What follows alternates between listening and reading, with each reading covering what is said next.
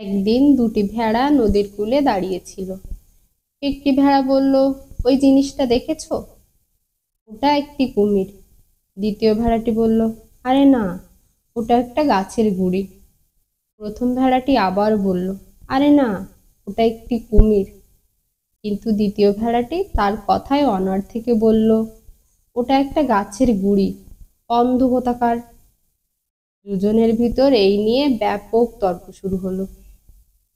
তখন প্রথম ভেড়াটি নিজেকে প্রমাণ করতে নদীতে নেমে গেল এবং কুমিরের মাথায় পা দিয়ে ধাক্কা দিল।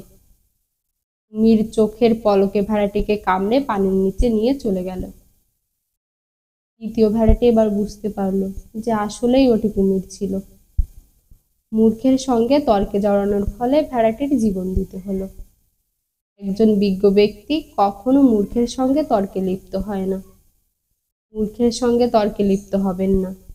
মূর্খের কাছে নিজেকে প্রমাণ করার কিছু নেই।